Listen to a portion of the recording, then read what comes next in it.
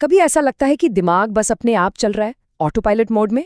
आज ना हम एक बड़ी ही कमाल की साइकोलॉजिकल ट्रिक के बारे में बात करेंगे। एक ऐसी ट्रिक जो किसी को भी किसी भी पल में वापस कंट्रोल में ला सकते हैं। और पता है सबसे अच्छी बात क्या है, इसमें कुछ खास करना नहीं पड़ता, बस एक चीज याद रखनी होती है। तो चलिए सबसे पहले उस फीलिंग को समझते हैं जब हम बस बिना सोचे समझे कुछ भी करते चले जाते हैं। मतलब हमारे शब्द, हमारे काम सब अपने आप हो रहे हैं और हमारा कोई होश ही नहीं है उस पर। एक सिचुएशन इमेजिन करते हैं।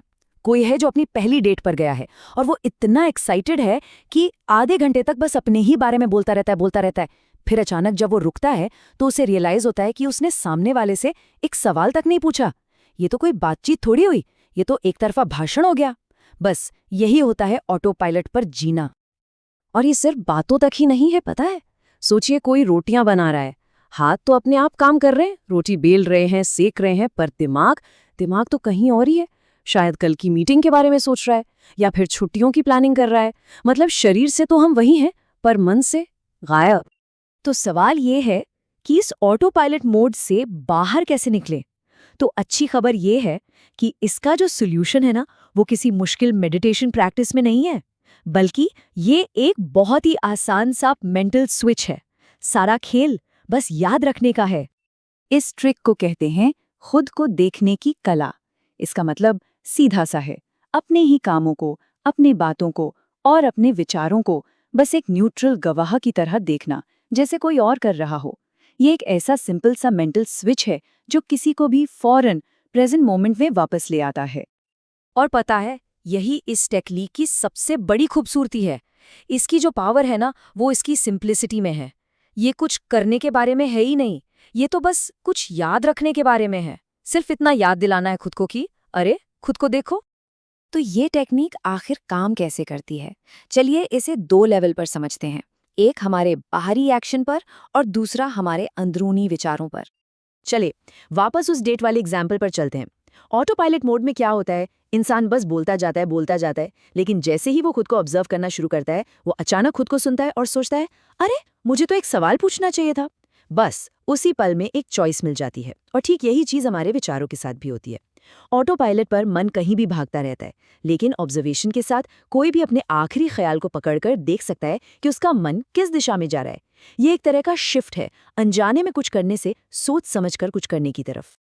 अब ये सुनने में भले ही एक छोटा सा काम लगे, लेकिन जब कोई इसे लगातार करता है ना, तो इसकी जो फायदे हैं वो कंपाउंड इंटरेस्ट की तरह बढ़ते हैं। इसी को कहते हैं मौजूदगी की ताकत। जब कोई खुद को देखना शुरू कर देता है तो इसका असर हर जगह दिखने लगता है। इमोशंस पर बेहतर कंट्रोल आ जाता है, शब्दों का चुनाव सोच समझकर होने लगता है, यहाँ तक कि अपनी बॉडी लैंग्वेज को लेकर भी इंसान अलर्ट हो जाता है। और इससे सिर्फ खुद की नहीं, बल्कि दूसरों की भी एक गहरी समझ पैदा होती है। और सबसे बढ़िया बात पता है क्या है? ये जो बदलाव है ना, ये बहुत जल्दी महसूस हो सकता है। सिर्फ 2 महीने 2 महीने लगातार खुद को देखने की प्रैक्टिस करने से सेल्फ कंट्रोल और मौजूदगी में एक बहुत बड़ा फर्क आ सकता है। ये सिर्फ कोई थ्योरी नहीं है, ये एक ऐसा गोल है जिसे अचीव किया जा सकता है। तो सवाल ये है कि इस मेंटल चेक इन को आदत कैसे बनाया जाए। इसे ऐसे सोचिए जैसे कोई अवेयरनेस की मसल बना रहा हो, और किसी भी मसल को मजबूत करने के लिए क्या चाहिए? लगातार प्रैक्टिस। बचपन में याद है कैसे पेरेंट्स बार बार टोकते थे, पैर मत हिलाओ, पैर मत हिलाओ, और धीरे धीरे वो आदत छूट गई। बस हमें खुद के साथ भी ठीक वैसा ही करना है, जेंटली और लगातार खुद को करेक्ट करना है, ये उम्मीद किए बिना कि पहली बार में ही सब परफेक्ट हो जाएगा। तो इसका प्रोसेस क्या है? बहुत सिंपल है। सबसे पहले कोई अनजाने में कोई काम या सोच होती है, फिर अचानक वो ट्रिगर याद आता है, खुद को देखो। बस उसी मोमेंट में एक अवेयरनेस आती है और उस एक पल में एक चॉइस मिलती है, इसे जारी रखना है या बदलना है। That's it. यही है सेल्फ करेक्शन का पूरा प्रोसेस। तो इन सब बातों का निचोड़ क्या है? मतलब बदलाव का सबसे पहला स्टेप क्या है? ये सब कुछ असल में शुरू कहाँ से होता है? देखिए, सबसे जरूरी बात यह है, खुद को ऑब्जर्व करना हमें प्रेजेंट मोमेंट में ले आता है। और ये जो प्रेजेंट है ना, यही वो इकलौती जगह है जहां हमारे पास असल में कोई पावर होती है।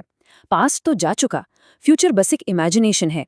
असली बदलाव सिर्फ और सिर्फ अभी और यहीं हो सकता है। और यही पूरी बात का सार है। सेल्फ ऑब्जर्वेशन ही पहला कदम है। यही पर्सनल डेवलपमेंट की नींव है।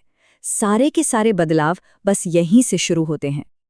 और आखिर में एक सवाल, जब कोई सच में एक पल के लिए रुकता है और खुद को देखता है, तो उस पल में उसे क्या मिल सकता है? ये एक ऐसा सवाल है जिसका जवाब तो शायद इस टेक्निक को खुद आजमा कर ही मिल सकता है।